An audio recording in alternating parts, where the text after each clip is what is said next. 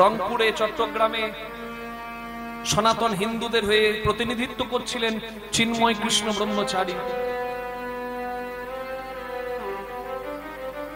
ISKCON সংগঠনের একজন প্রবীণ সদস্য।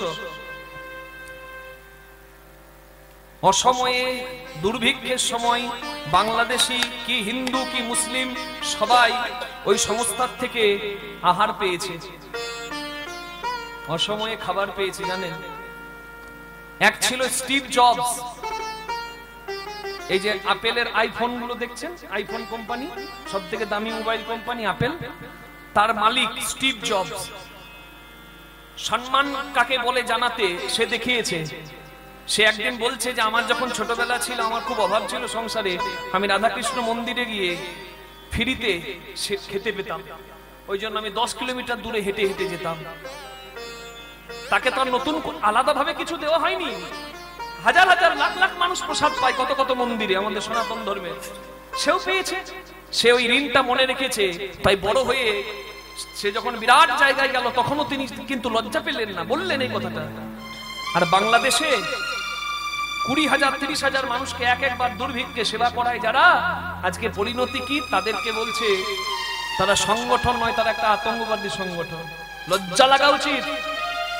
যাদের ভেতরে রক্তে কৃতজ্ঞতা নাই তারা তো মানুষই নয় মনে হয় আমার। মানুষ হও আগে। খুব কষ্টের দিন বাংলাদেশি হিন্দুদের, আমি জানি না এই কষ্টের দিন কবে দূর হবে। চিন্ময় কৃষ্ণ ব্রহ্মচারীজি তিনি সনাতনীদের বললেন তোমরা এক হও, তোমরা ধর্মপ্রাণ হও। কোন বিধর্মীদের কথা তিনি বলেন নাই, তথাপি ষড়যন্ত্রে স্বীকার করে তাকে ওই যে হিন্দুর হয়ে প্রতিনিধিত্ব করেছে, তাকে ষড়যন্ত্র করে কারাগারে বন্দী করা হলো। জানেন, সোচ্চার হয়ে গেল, সারা বিশ্ব নিন্দা করছে, সবাই চিচি করছে। প্রত্যেকের অধিকার থাকে, এমনকি কেউ যদি আসামিও হয়, কেউ যদি দোষীও হয়, তারও অধিকার আছে একটা নিজের পক্ষের উকিল ব্যবহার করা। কিন্তু জানেন, ওই চিন্ময় কৃষ্ণ প্রভুর হয়ে যে উকিল গিয়েছিল তাকে মেরে মৃত্যু প্রায় করে দিয়েছে। তার হসপিটালে ভর্তি অবস্থা, প্রাণ যায় অবস্থা। আরো একজন গেল তার হয়ে কোর্টে দাঁড়াবার জন্য, তাকেও শেষ করে দিল, প্রায় মৃত্যু প্রায় করে দিল মেরে। লজ্জা লাগা উচিত। তার হয়ে কোর্টে কেসটাতে একজন বলবে, একজনও কেউ নাই। চিন্তা করুন কি অরাজক পরিস্থিতি। এখনো আমাদের এই দেশের হিন্দুরা ভাবছে আমরা খাই দাই আর ঘুমাই। এখনো এক নয়। ইরাক ইরান ছিল, নাই, ফিনিশ। ইরাক ইরান ছিল, ফিনিশ। রাধে রাধে। আর ছিল কোথায়? পাকিস্তানে, ফিনিশ, নাই। কি না, হিন্দু নাই। ইরাক ইরানে ছিল, পাকিস্তানে ছিল, ফিনিশ। বাংলাদেশে ছিল, আর কদিন থাকবে জানা নাই। আর রইল বাকি এই ভারতবর্ষ। যাবার আর কোনো জায়গা নাই। ধর্মপ্রাণ হন, ধর্মের নামে সবাই এখন এই ধর্ম চেতনাটা সবার মধ্যে জাগান। একটা বাচ্চা ছেলেকেও শেখান, ঘর থেকে শুরু করুন। এতদিন আমরা ঘুমিয়েছিলাম, অন্য ধর্মের মানুষরা ধর্মপ্রাণ হয়ে এই শিক্ষা বাচ্চাদেরকে দিয়ে দিয়ে তারা ধর্মপ্রাণ বানিয়ে ফেলেছে, আর আমরা ঘুমাচ্ছিলাম এতদিন। তবে এখন চোখ কান খুলে সবাই জাগুন, আর সন্তানদেরকে, ভবিষ্যৎ প্রজন্মকে সবাইকে ধর্মপ্রাণ করুন, ধর্মের নামে এক করুন। আমরা যদি এক হই, একের শক্তি কতটা সেটা হয়তো সবাই জানে না। এক হয়ে থাকুন, ধর্মের নামে সবাই এক হন। নিতাই গৌর প্রেমানন্দে হরি বল হরি বল। শিক্ষার বড় দরকার, মনে রাখবেন মা। অর্থকরী বিদ্যা আর পরমার্থকরী বিদ্যা। ছেলেকে দুটি দেবেন, না হলে সমস্যা হয়ে যাবে। আজকাল তো আমাদের ধর্মের মূল শিক্ষাগুলো আমরা ছেলে মেয়েদের দিতে পারি না বলে অন্যান্য ধর্মের সবাই সুযোগ নিয়ে নিচ্ছে। আপনাদের এইদিকে বোধহয় হয় না। আমি কালকে মেদিনীপুরে কীর্তন করছিলাম, আমাকে দুঃখের কথা বলছে যে আমাদের আদি সনাতন শাশ্বত সনাতন ধর্ম, এই ধর্মে জন্ম নেওয়াই গর্বের কথা। প্রত্যেকটা ধর্মের সূচনাকাল মানে কবে থেকে জন্ম হয়েছে ধর্মটার বলে দেওয়া যাবে, সনাতন ধর্মের জন্মের কথা বলার কারণ সামর্থ্য নাই। বাকি ধর্মগুলো তো পরবর্তীকালে বানানো ধর্ম, সনাতন ধর্ম শাশ্বত আদি ধর্ম। বাকি এক একজন এসেছেন পয়গম্বর, তারা ধর্ম প্রতিষ্ঠা করে গেছেন, কিন্তু সনাতন শাশ্বত আদি ধর্ম এখানে জন্ম নেওয়া ভাগ্যের কথা। ছেলেকে ভাগবত পাঠের আসরে কীর্তনের আসরে আনবেন বেশিও করে, মনে করবেন না যে না ঘরে থাক, বুড়ো মানুষের কীর্তন শুনে চলো আমরা কীর্তন শুনে আসি, না, অন্যায় করছেন। হরিবা আসরে ভাগবতীয় আসরে ছেলে মেয়েদের ইয়াং জেনারেশন কেউ নিয়ে আসুন। মনে রাখবেন শিকড়টা যদি মজবুত না হয় গাছ দাঁড়াতে পারবে না ভালো। লেখাপড়া বলতে আপনারা শুধু ভেবে নিলেন হয়তো আমি পড়াশোনা মানে ওই প্রতিযোগিতার দৌড়ে এগিয়ে গিয়ে চাকরি জোটাবার শিক্ষার কথা বলছি না। ওই শিক্ষা শুধু নয়, আরো একটি শিক্ষা আছে, যে শিক্ষার নাম হয় আধ্যাত্মিক শিক্ষা, যেটা মানুষকে মূল্যবোধ শেখায়, মানুষকে নীতি কথা শেখায়, দেশের দশের পাড়ার ধর্মের জন্য মানুষকে তৈরি করে। সেই শিক্ষা এখন নাই, তাই তো আমাদের ধর্মের মানুষ বিভক্ত হয়ে গেছে। আমি যেখানে কালকে কীর্তন করছিলাম, জানি না আমার বলাটা ঠিক হবে কিনা, ওখানের মানুষরা এসে দুঃখ করছিল জানেন, যে আমাদের হিন্দু ধর্মের মানুষদের অভাবের সুযোগ নিয়ে অন্য ধর্মের মানুষরা কিছু টাকা দিয়ে ধর্ম পরিবর্তন করিয়ে দিচ্ছে। আমি বললাম কোন ধর্মের মানুষ? বলছে খ্রিস্টান। তারা আসছে আর তারা প্রমাণ করাচ্ছে যে আমাদের ধর্মটা মিথ্যা, তাদের ধর্মটা খুব ভালো। এবং তারা কি শুরু করেছে জানেন? তারা আমাদের দেখুন অনেক সময় দুর্ভিক্ষ এসেছে, আসে নাই? ৭২-এর মন্বন্তর শুনেছেন? যক্ষা, কলেরা, বহু দুর্ভিক্ষ এসেছে এই সোনার বাংলাতে। আমি বাংলার কথা বলছি, বাংলাতে নয়, দক্ষিণ ভারতে আরেকটা জেলা আছে কেরালা, তামিলনাড়ু, এখানে প্রচুর হিন্দু কনভার্ট হয়ে গেছে খ্রিস্টানিটিতে, খ্রিস্টান ধর্মে। কেন হয়েছে জায়গাটা বলি। মানুষ যখন অভাবে পড়লো, মানুষের কি চিন্তা থাকবে? পেটের চিন্তার থেকে বড় চিন্তা কিছু নাই। তখন ওই ক্ষুধার জ্বালাতে তারা বাধ্য হয়েছিল ধর্ম পরিবর্তন করতে, যে কিছু খেতে পাবো, থাকার জন্য একটা ঘর পাবো, এই লোভে তারা পরিবর্তন হয়েছে। কিন্তু আমার মনে হয় এখনকার দিনে এই অভাব আছে নাকি কারো? সরকার যা দেয়, বিভিন্ন সরকার, কেন্দ্র সরকার, রাজ্য সরকার, তারপরে হাত পাতলেই মানুষের কাছে যা পাই, এরপরে আর দরকার আছে নাকি বেশি কিছু খেদার জন্য? নিতাই গৌর হরিবোল।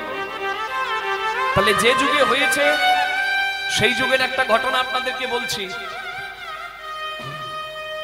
আপনার ছেলের জ্বর হয়েছে, কিছুতেই সারছে না, আপনি গেছেন ওষুধ নিতে। কোথায়? খ্রিস্টান কমিউনিটিদের একটা বড় কমিউনিটি হল ছিল, সেখানে ওষুধ দেওয়া হয় বিনামূল্যে। আমি কোন সংস্থার বিশেষ নাম করব না, শুধু কথাগুলো শুনে রাখুন আর কানটা খুলে রাখুন, কাজ হয়ে যাবে। যে আজকে শুনবেন সে 10 জনকে বলবেন, প্রতিজ্ঞা করে যাবেন এখান থেকে। আপনার ছেলে জ্বর হয়েছে, আপনি হিন্দু মা, আপনি কি করবেন? ছেলেকে বাঁচাবার জন্য যেখানে মাথা টুকতে হবেন যাবেন। আপনি কি করলেন? ওষুধ নিতে যাচ্ছেন কোথায়? ওই খ্রিস্টান কমিউনিটি হলে বিনামূল্যে ওষুধ দেওয়া হচ্ছে। আপনি গেলেন, তারা একবার ওষুধ দিল, বলল তোমার ভগবানের নাম করে খাইয়ে দাও। আপনি ভগবানের নাম করে ওষুধ খাওয়ালেন, বললেন গিয়ে এ ওষুধে তো কাজ হচ্ছে না, আবার বললো যে দাও তোমাদের আর কোন ভগবান আছে, ভগবানের নাম করে এই না ওষুধ নাও, খাইয়ে দাও। ওষুধ খাওয়াচ্ছেন, ওষুধে কিচ্ছু হচ্ছে না। তারপরে গিয়ে বললেন না কিছু তো হচ্ছে না ওষুধে, বলে তার মানে তোমাদের ভগবানের কোনো দামই নাই, ভগবানের নামে ওষুধে কিচ্ছু হচ্ছে না, তো এই নাও এবার আমাদের যিশুর নামে ওষুধটা খাইয়ে দাও।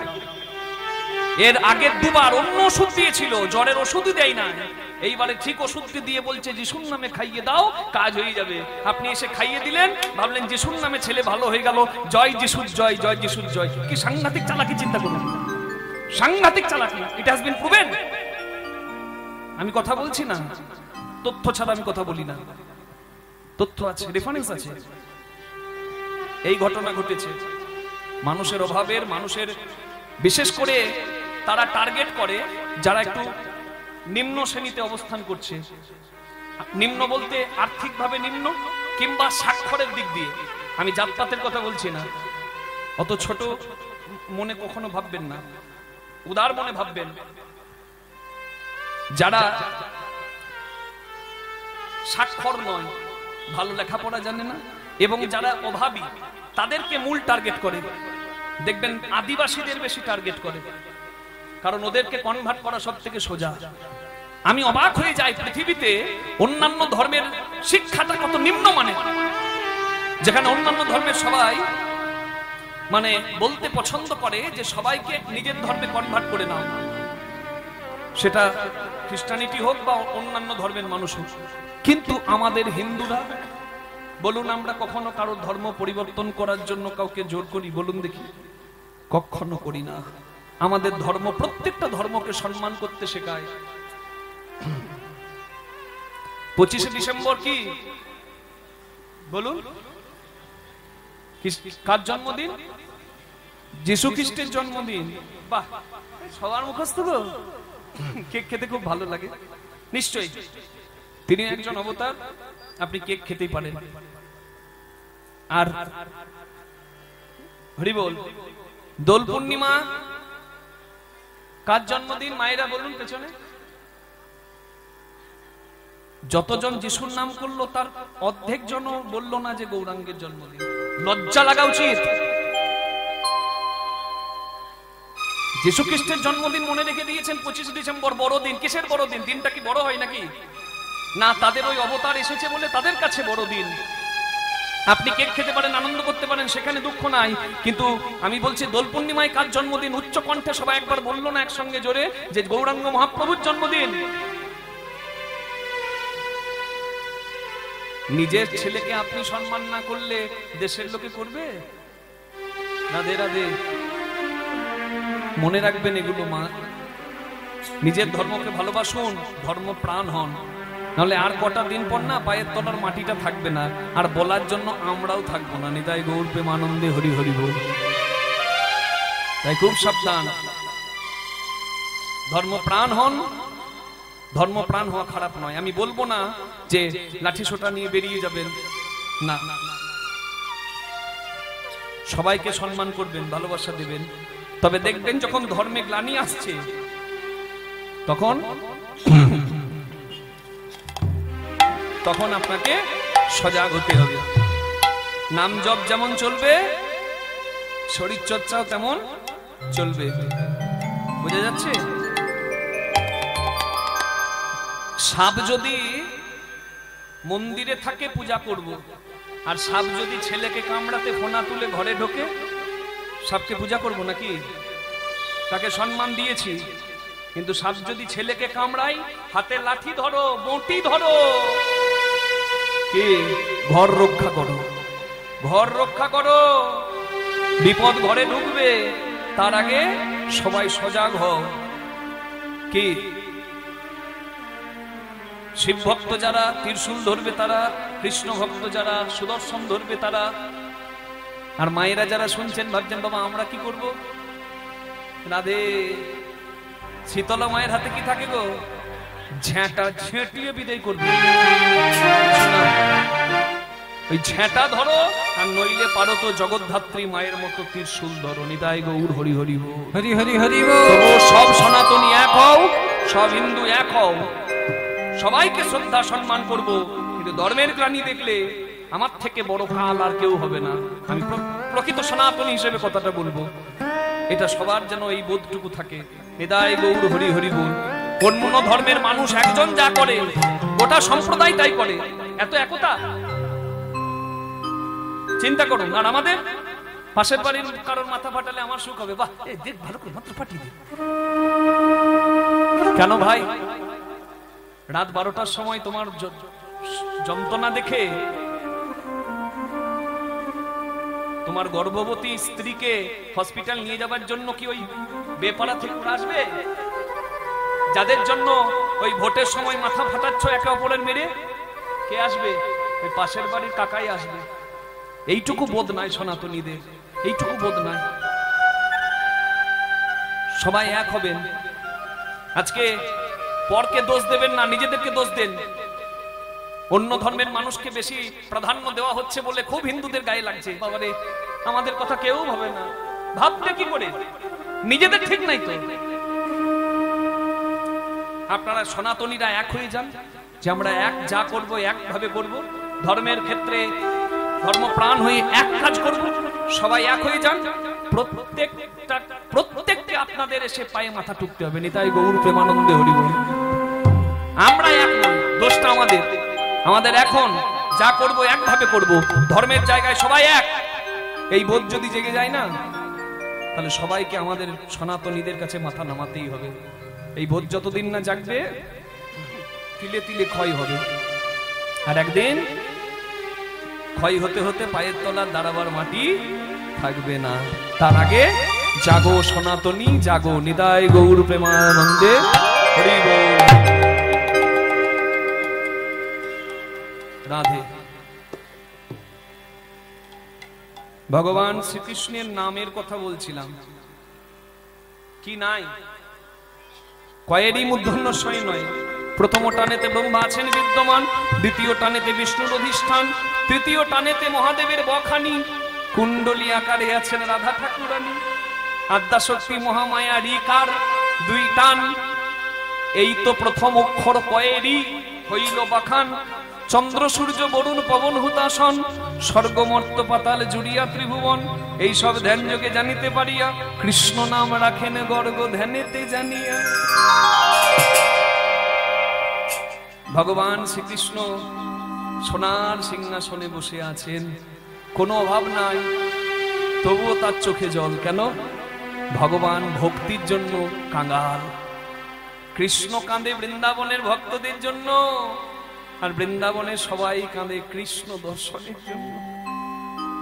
আর এদিকে আরো একজন কাঁদছে, তার নাম প্রভাস নদী। সে কাঁদছে রাধা কৃষ্ণের কৃপা পাবার জন্য। কেঁদে কেঁদে ভগবানকে ডাকছে, কৃষ্ণ মুরারি হে গিরিধারী, সুন্দর ব্রজের রাখা।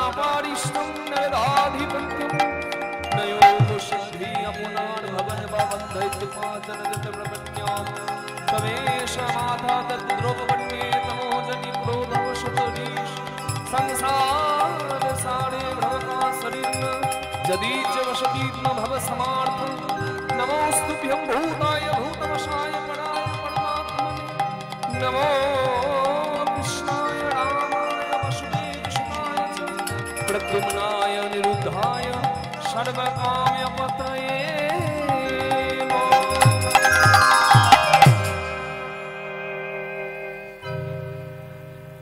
विपदे ना पड़ले क्यों भगवान के डाके ना दुख में सब हरि भजे सुख में ना भजे कोई सुख में जो हरि भजे दुख कहां से होए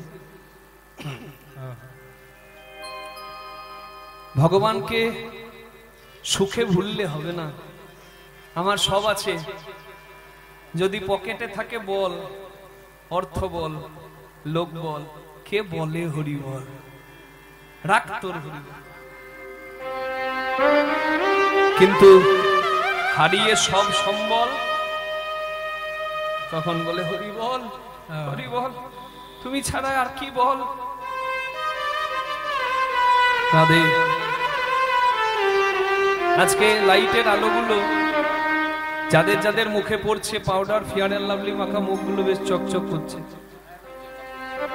আর আমাদের দেখে মনে হচ্ছে বাহ ছেলেটা কি সুন্দর মেয়েটা কি সুন্দর কিন্তু আমরা বুঝি না যে সুন্দর আসলে কে আজকে যাকে দেখছেন সুন্দর তার ভেতরে একজন আছে নিত্য সুন্দর সে যদি এক্ষুনি চলে যায় যাকে সুন্দর মনে হচ্ছিল কালকে তার দিকে তাকাতে ইচ্ছা করবে না নাকটা বন্ধ করে দেবো আর বলবো গন্ধ গো এবার একে সৎকার করো আর এক সপ্তাহ হয়ে গেলে পোকাতে শরীরটার এমন অবস্থা করবে ওই সুন্দরের দিকে তাকাতে পারবো না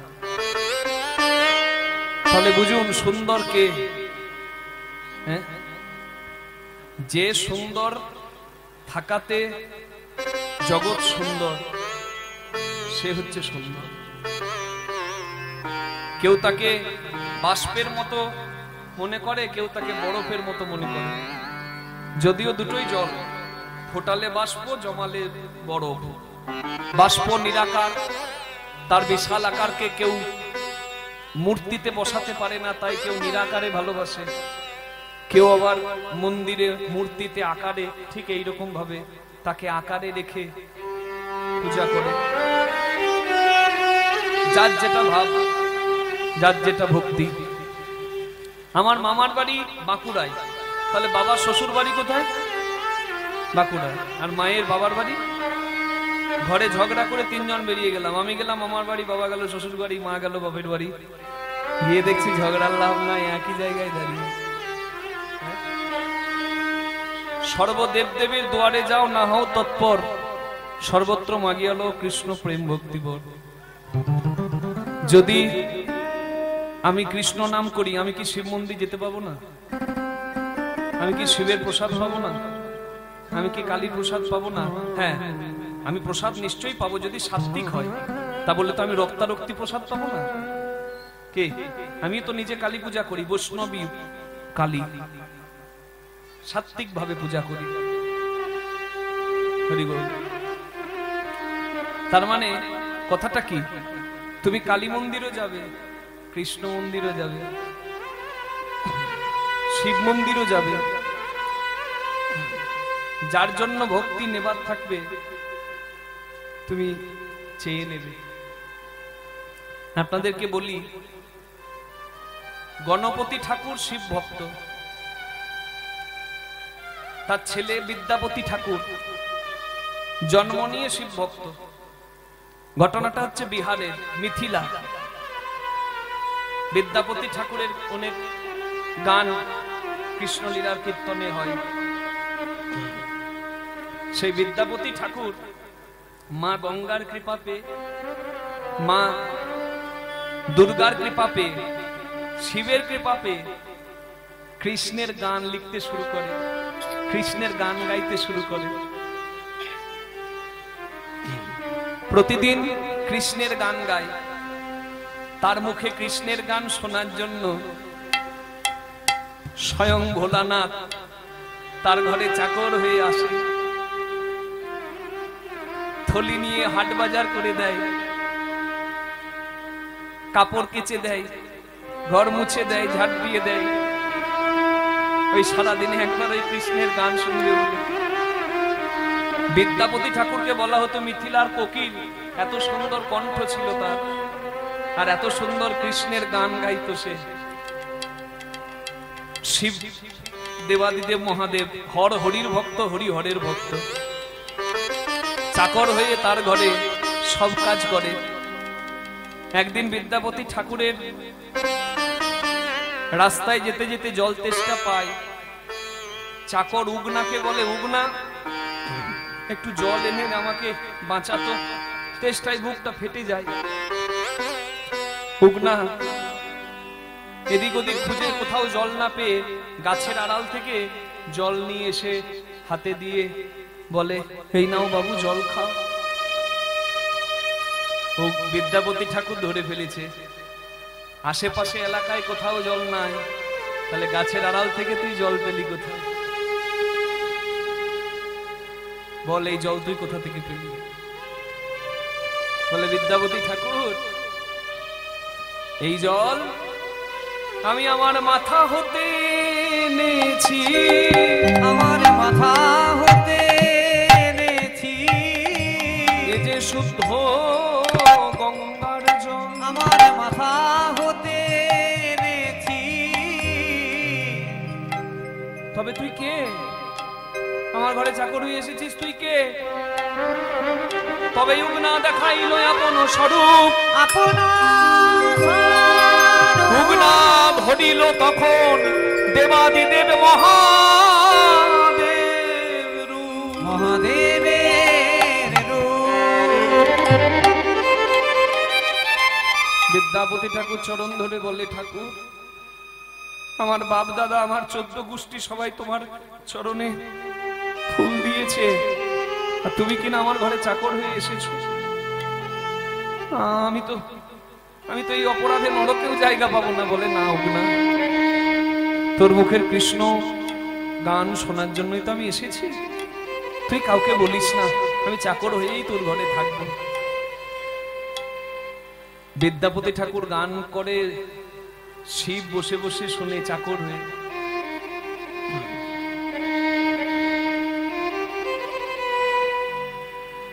তার স্ত্রী একদিন উগনাকে বলছে, বাবু তো গান করবে, তা বলে তুমি বসে বসে বাবুগিরি করে বসে বসে গান শুনবে, তাতে চলবে না, এক্ষুনি যা। বলে মা একটু গানটা শুনে নি। বলে তবে রে, মুখের উপর কথা। ঝাঁটা নিয়ে যাই না চাকর উগনাকে মারতে গেছে, বিদ্যাপতি ঠাকুর ঝাঁটাটা কেটে দিয়ে বলে, এইখানে তুমি ঝাঁটার আঘাত করলে এই বিশ্ব সংসার কেটে যাবে, চাকর নয়। এই যে আমার আরাধ্য দেবাদিদেব মহাদেব। মহাদেব বলে উঠলো, এ তুই কি করলি বিদ্যাপতি? বলে দিলি নারীর পেটে কথা থাকবে না, ও সব জায়গায় বলে দেবে। আমার আর তোর ঘরে থাকা হলো না। তবে হ্যাঁ, আমি মাটির ভেতর থেকে শিবলিঙ্গ হয়ে উঠব, আর সেইখানে প্রতিদিন তুই একটা করে কৃষ্ণ ভজন আমাকে শোনাবি। এখনো যাবেন বিহারে, মিথিলায় দ্বারভাঙা ইউনিভার্সিটি আছে, 20 গ্রাম। শিব এসেছে যেখানে কৃষ্ণ গান শোনার জন্য, আর আমরা কিনা শিব ভক্ত হয়ে কৃষ্ণ ভক্তকে কথা শোনাই। কেউ কৃষ্ণ ভক্ত শিব ভক্তকে কথা শোনায়। চণ্ডীদাস ঠাকুর যিনি কৃষ্ণের গান লিখেছেন, কার আদেশ পেয়ে লিখেছেন জানেন? বাসুলি আদেশে দ্বিজ চণ্ডীদাস ভনে।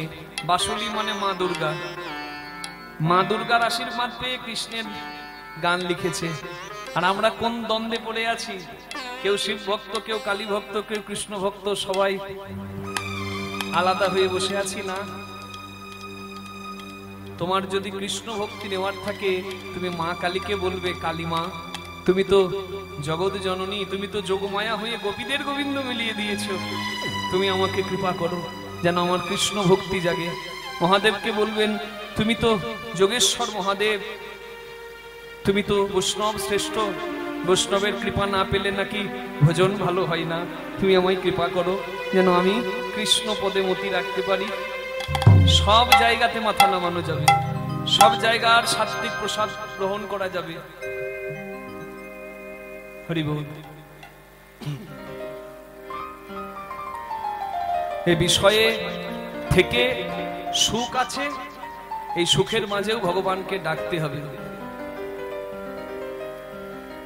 কারণ এসেছিলাম যেদিন, এই যে কীর্তন গান আজকে করছি, পাঞ্জাবিটা পরেছি, ধুতিটা পরেছি, রাধে রাধে, শীতকাল বলে আমার ভেতরে একটা সোয়েটারও পরেছি। কিন্তু যেদিন আমি এসেছিলাম সেদিন কি ছিল না, যেদিন যাব সেদিন এগুলো নিয়ে যাব, যাবে কি?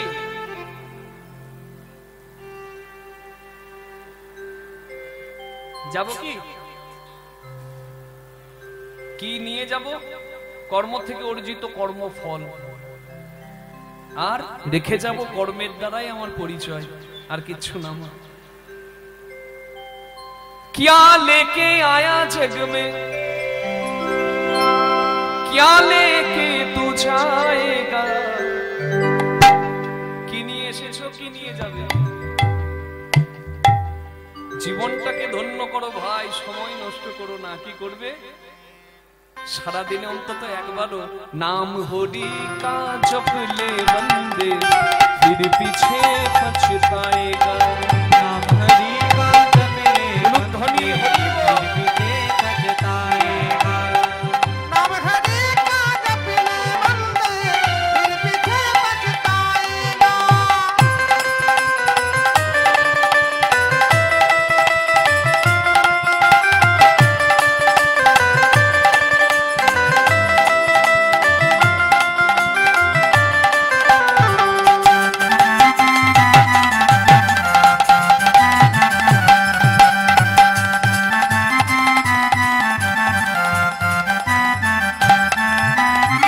बचपन बीता खेल खेल में, बचपन बीता खेल खेल में, मस्त जवानी तू मस्त रहा, नाम हरि का जपले बंदे फिर पीछे पछताएगा, नाम हरि का जपले बंदे फिर पीछे पछताएगा, नाम हरि का जपले बंदे फिर पीछे पछताएगा।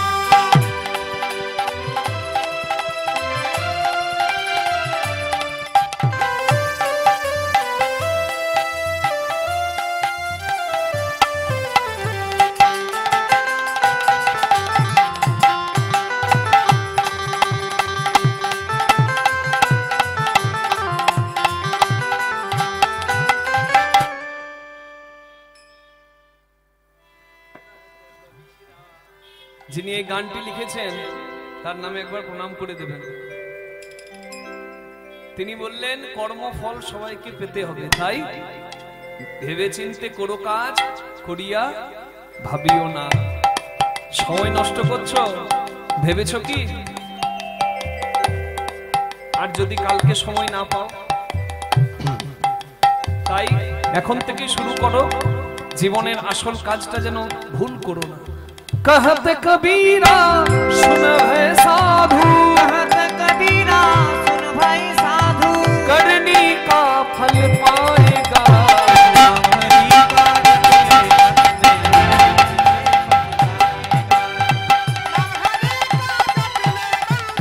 फिर पीछे पछताएगा, नाम हरि का जपले बंदे फिर पीछे पछताएगा, फिर नहीं लगताएगा। बोलून श्याम सुंदर भगवान की, राधा रानी की जय।